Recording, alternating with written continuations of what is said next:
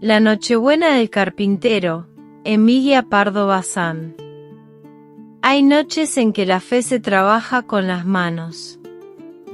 En este cuento profundo y luminoso, Emilia Pardo Bazán retrata la Navidad desde el margen, un carpintero sin empleo, una casa sin abundancia, y una voluntad que convierte lo poco en gesto redentor. La Nochebuena del carpintero no es una historia de milagros, sino de humanidad persistente, un pesebre armado en silencio, una celebración que ilumina sin alardes.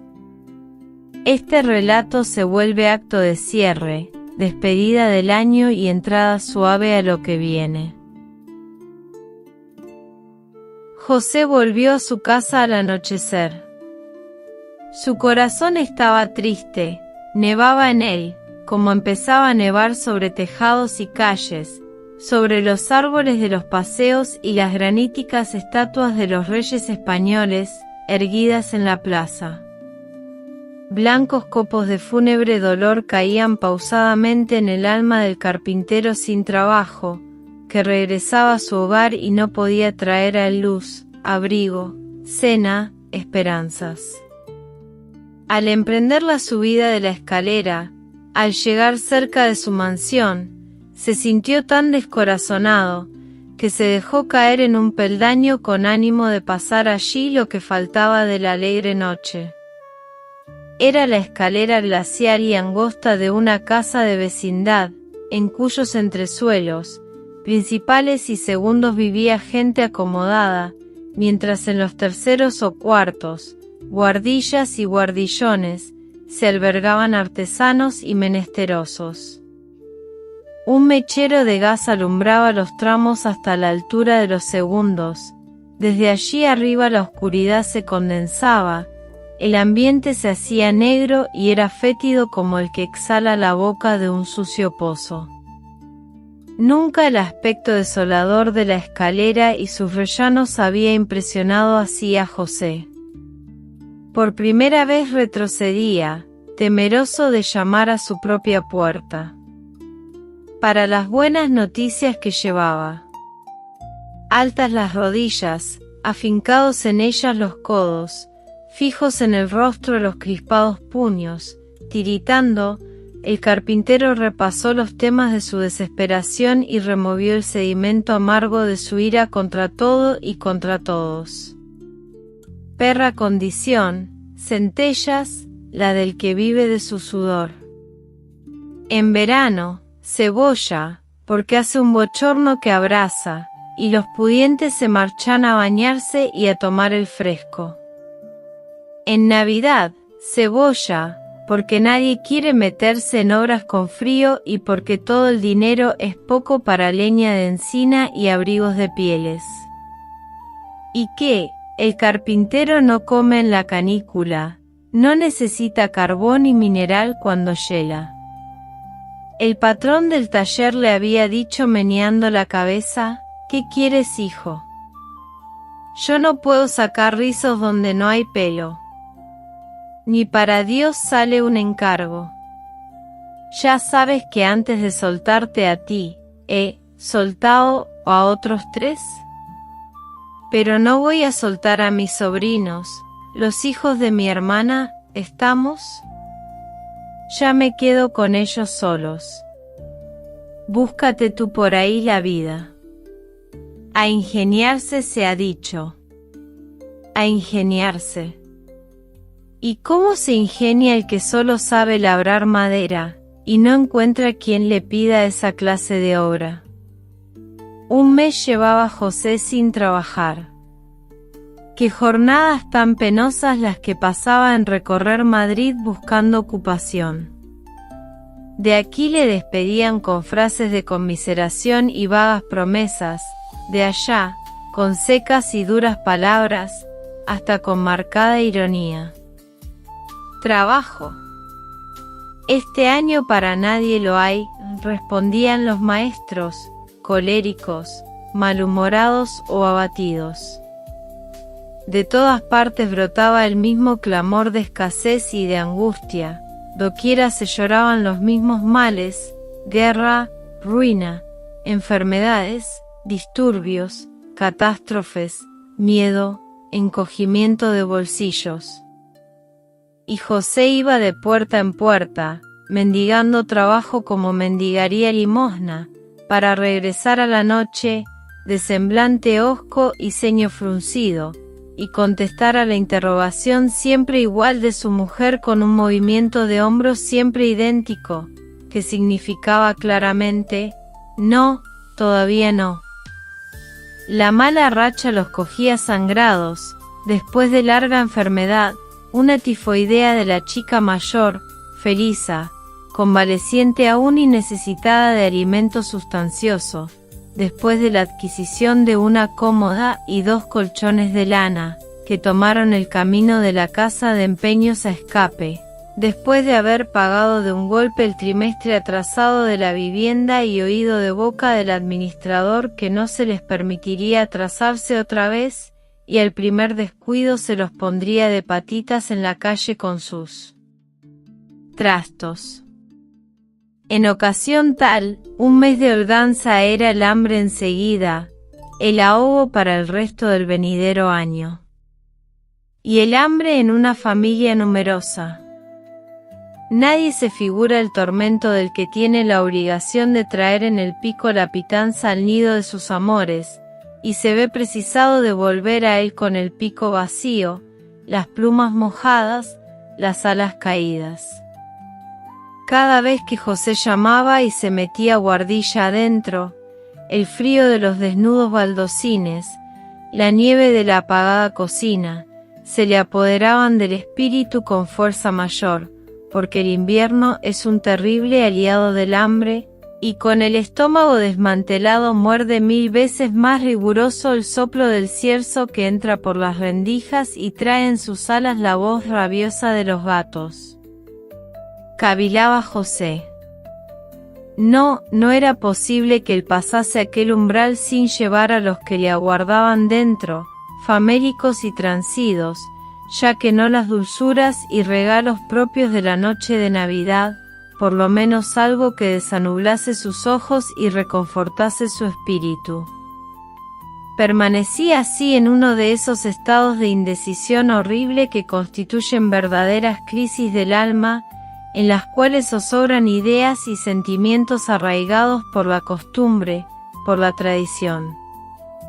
Honrado era José, y a ningún propósito criminal daba acogida, ni aun en aquel instante de prueba, las manos se le caerían antes que extenderlas a la ajena propiedad, pero esta honradez tenía algo de instintivo, y lo que se le turbaba y confundía a José era la conciencia, en pugna entonces con el instinto natural de la hombría de bien, y casi reprobándolo.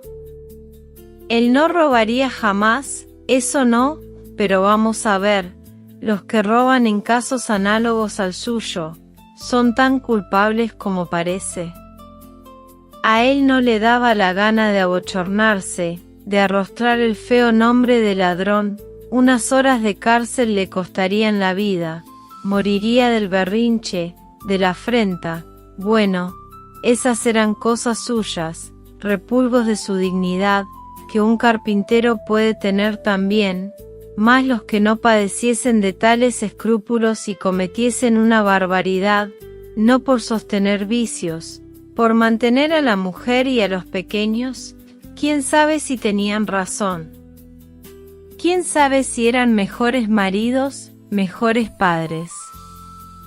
Él no daba a los suyos más que necesidad y lágrimas. Gimió, se clavó los dedos en el pelo y, estúpido de amargura, miró hacia abajo, hacia la parte iluminada de la escalera. Por allí mucho movimiento, mucho abrir de puertas, mucho subir y bajar de criados y dependientes llevando paquetes, cartitas, bandejas, los últimos preparativos de la cena, el turrón que viene de la turronería, el bizcochón que remite el confitero, el obsequio del amigo, que se asocia al júbilo de la familia con las 6 botellas de jerez dulce y las rojas granadas. Una puerta sola, la de la anciana viuda y devota, doña Amparo, que no se había abierto ni una vez. De pronto se oyó estrépito, una turba de chiquillos se colgó de la campanilla. Eran los sobrinos de la señora, su único amor, su debilidad, su mimo.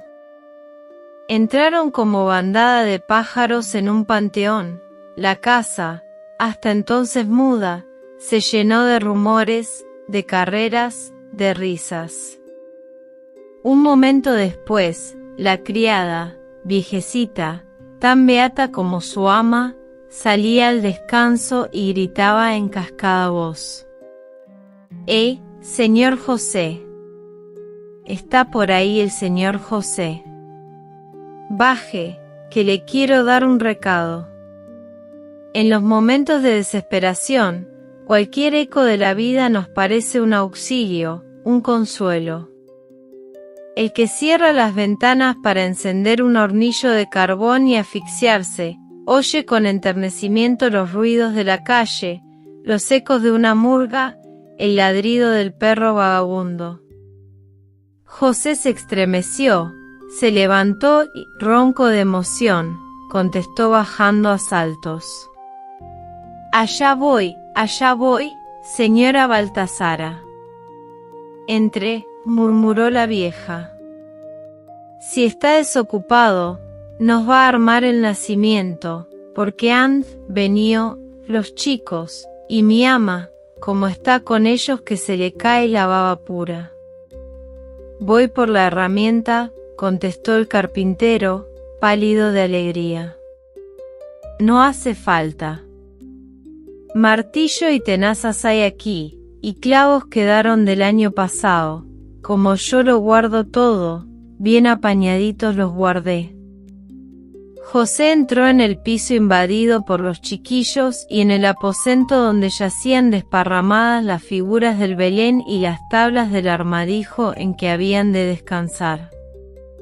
Entre la algazara empezó el carpintero a disponer su labor.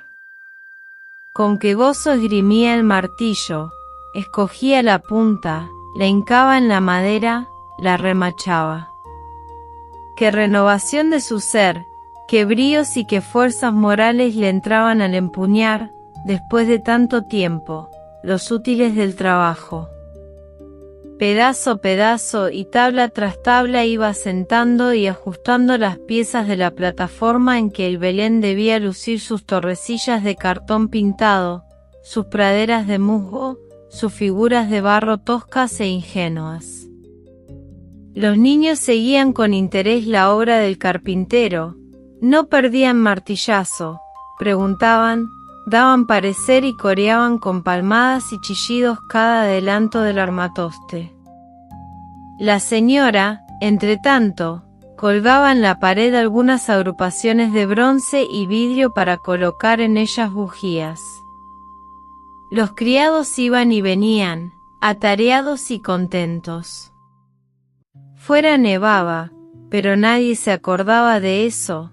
La nieve, que aumenta los padecimientos de la miseria, también aumenta la grata sensación del bienestar íntimo del hogar abrigado y dulce. Y José asentaba, clavaba la madera, hasta terminar su obra rápidamente, en una especie de transporte, reacción del abatimiento que momentos antes le ponía al borde de la desesperación total.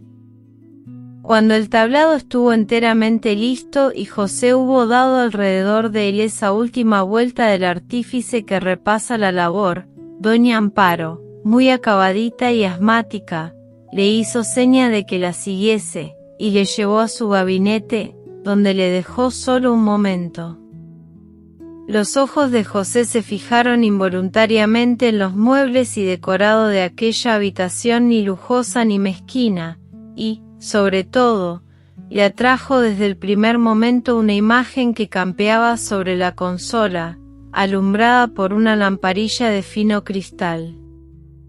Era un San José de talla, escultura moderna, sin mérito, aunque no desprovista de cierto sentimiento, y el santo, en vez de hallarse representado con el niño en brazos o de la mano, según suele, estaba al pie de un banco de carpintero, manejando la azuela y enseñando al Jesucín, atento y sonriente, la ley del trabajo, la suprema ley del mundo. José se quedó absorto. Creía que la imagen le hablaba, creía que pronunciaba frases de consuelo y de cariño infinito, frases no oídas jamás. Cuando la señora volvió y le deslizó 2 duros en la mano, el carpintero, en vez de dar las gracias, miró primero a su bienhechora y después a la imagen, y a la elocuencia muda de sus ojos respondió la de los ojos de la viejecita, que leyó como un libro en el alma de aquel desventurado, deshecho física y moralmente por un mes de ansiedad y amargura sin nombre. Y doña Amparo, muy acostumbrada a socorrer pobres, sintió como un golpe en el corazón, la necesidad que iba a buscar fuera de casa, visitando Saquizamíes, la tenía allí, a 2 pasos, callada y vergonzante, pero urgente y completa.